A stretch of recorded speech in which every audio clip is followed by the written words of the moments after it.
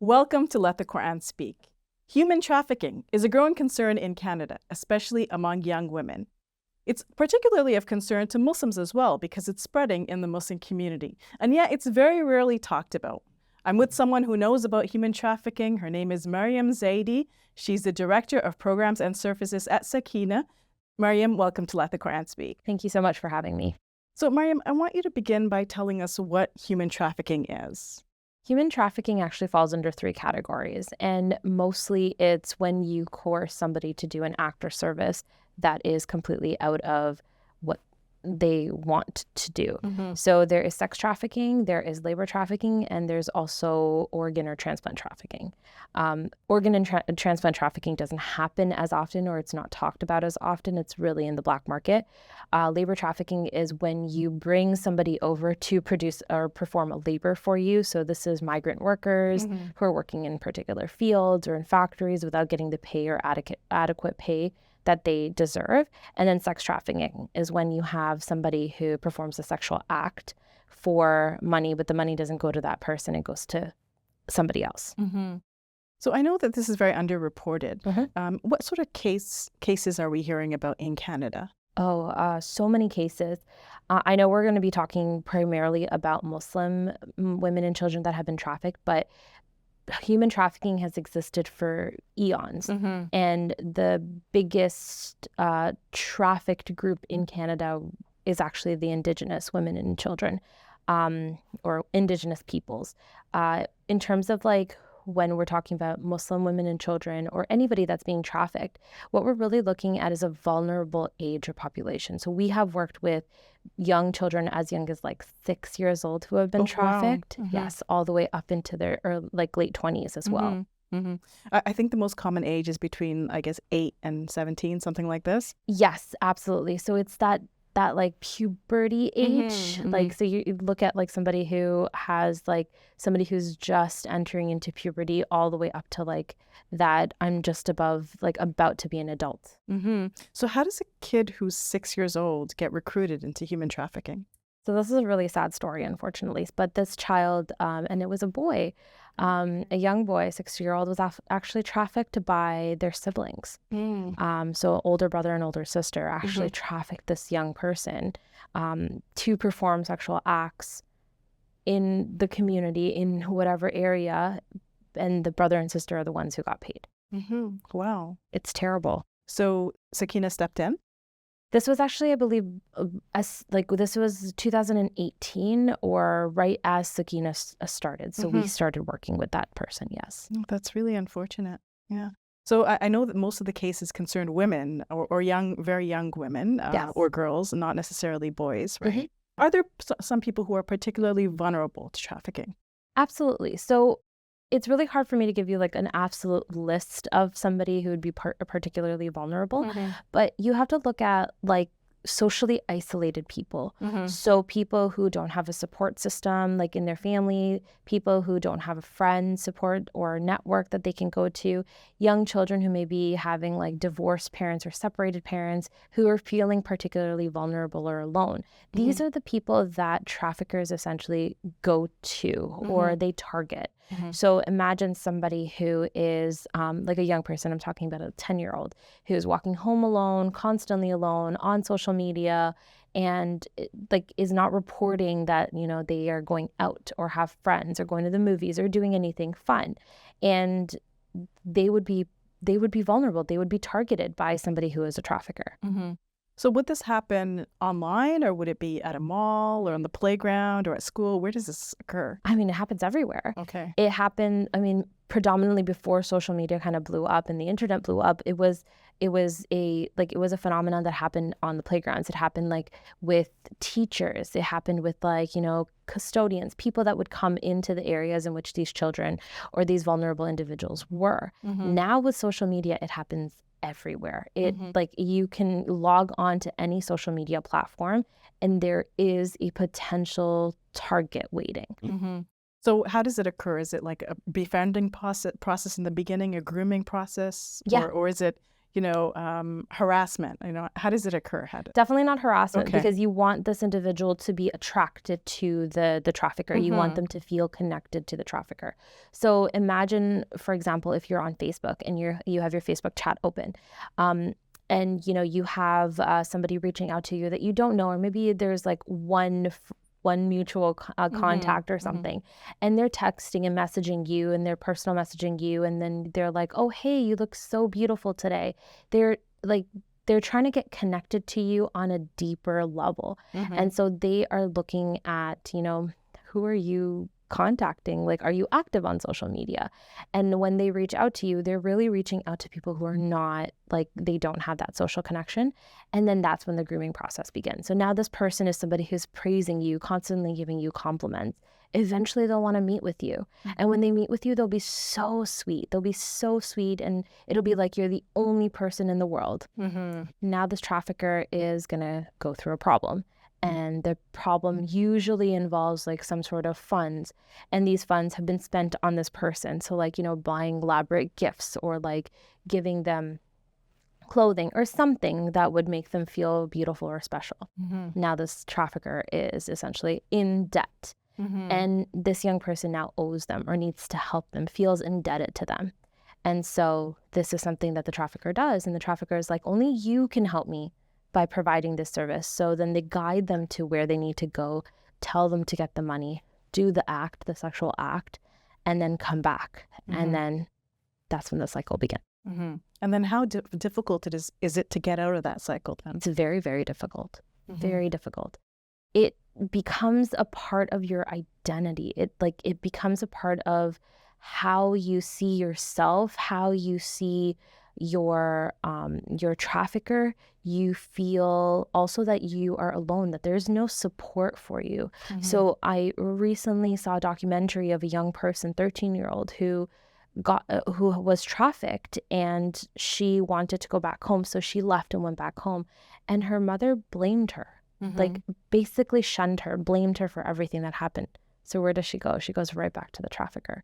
So it's really, really hard to like get out of that situation. I'm not saying that there aren't people who do get out of this situation, but it's really, really hard because unfortunately, like, we come from a society that is very, very judgmental, and there are a lot of biases that exist, and it's really hard to get away from that and actually find the support that you need. Yes, and I guess sometimes us looking from the outside, we don't realize how easy it is to get lured into that circumstance, and then it's very difficult to extricate yourself, right? Absolutely. It's like we've been working with domestic violence, and I know domestic violence is a little bit different from human trafficking, but it does also start at times from domestic violence.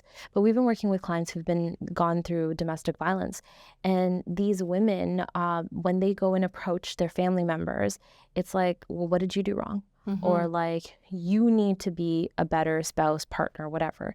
And it's always like how we provide that support, or that intention to provide that support, is missed. Can you tell me, Mariyam, about cases in the Muslim community? Because I understand that this happens in the Muslim community as well. So can you tell us a little bit about that? I know you have confidentiality concerns, so you can't necessarily talk about names and actual locations or anything like that. But maybe you can give us a sense of how prevalent this is in the Muslim community and who it affects. So 2 organizations reached out to us just actually this year, one in Hamilton, Niagara region, and one in Peterborough. And the same theme occurred, was that there were Muslim human trafficked individuals that were coming to them for service. So and this is like on 2 separate parts of Ontario. So imagine in between how many of these kind of cases actually happen. And I know I can't go into so much detail, but we get a lot of calls from people who do not report necessarily human trafficking because they don't recognize that they've been trafficked. I've heard a lot of reports of people saying that they've been trafficked years after they actually get out of being trafficked. And so it's about actually listening to what's happening in that woman's situation or that person's situation. It's about listening to how alone are they? Like, do they feel like they owe a debt or a ton of money to somebody else? Do they feel fearful or are they frightened for their life? Like, are they scared that something terrible is going to happen to them or maybe their children?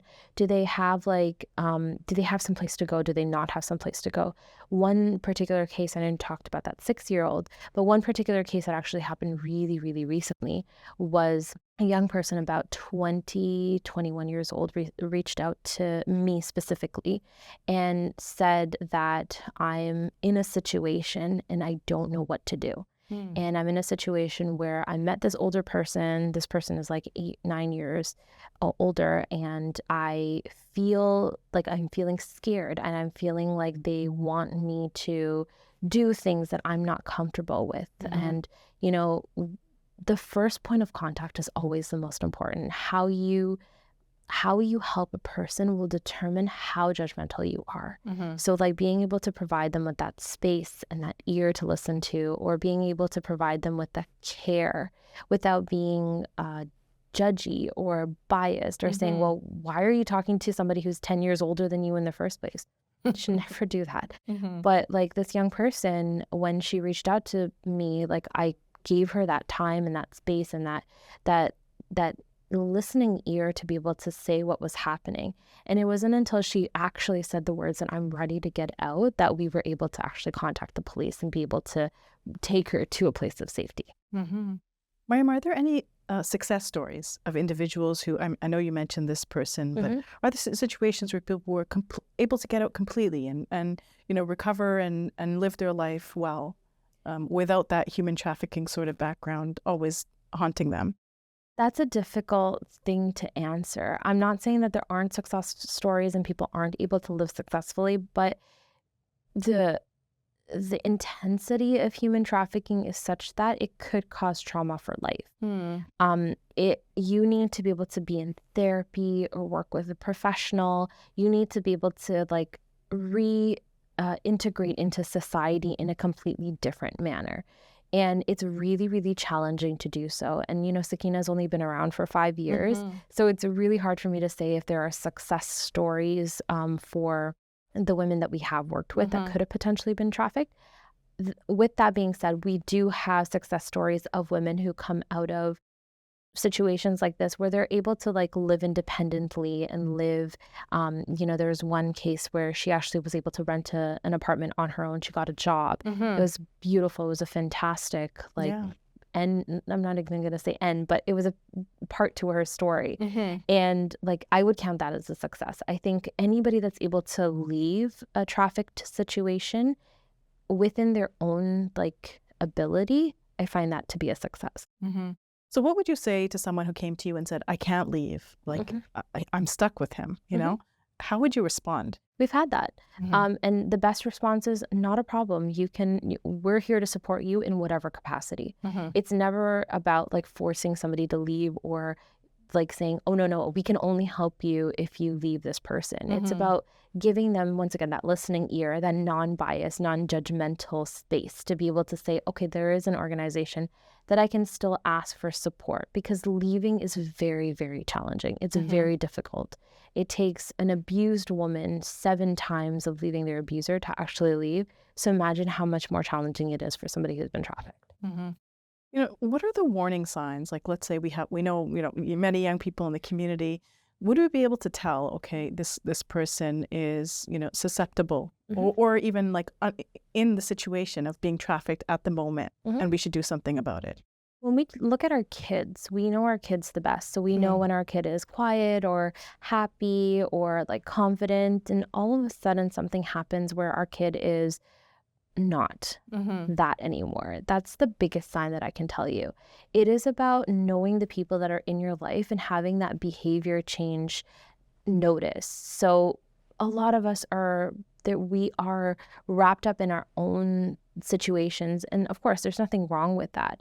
But if we're in a community and we are connected. So if I notice, now I know who you are and how you act, and if I notice like some sort of change in you, I might be concerned. It's also about how you approach that concern, right? Like if I go up to you and I say, what's going on? Tell me what's going on. You're not going to tell me what's going on, right? You're not going to want to open up and actually tell me what's going on. But it's about, one, noticing that behavior, two, providing that non-judgmental support, and three, letting anybody know that they can come and talk to you, period. That's it. Mariyam, we know that in any sort of social situation or a social problem, it's not just an individual that needs to find a solution, but a community as well, Absolutely. a society. So what do you think societally we need to do to prevent human trafficking from occurring? We need to have conversations like this. Like, these are really, really important. Like, I feel like human trafficking and, like, if we talk about sexual acts, they're like almost like taboo words that we don't use. And, you know, we need to be using them, because these are words that our kids are using. These are words that people that we know are using. And so if we're not using those words, then how can we actually talk about it to people who may be vulnerable? That's number one. Number two is that we have to recognize and have those conversations, those really challenging conversations with our children. And I'm talking about, like, from a really, really young age. Like, talk to them about consent, talk to them about their physical body, talk to them about, like, how or what to do if a stranger approaches them, even if it's on the internet, or if it's a friend that offers them something and it's weird. Like, who do you talk to about that? Have those conversations. And if they mess up, and I know this is the most difficult part, but if a kid messes up, don't push them away. Give them that opportunity to come back to you and provide them with that space to be able to have these conversations. Mariyam, it was such an insightful conversation, and I really wish you all the best, and may Allah subhanahu wa ta'ala reward you for all the work that you're doing. Ameen. Jazakallah khair. Thank you so much for having me. Tired of seeing how Muslims are depicted in media? You can help. Support Muslim Media Hub, the first of its kind to empower young Muslims to create content for film, TV, and social media. Visit our website, QuranSpeaks.com, and donate.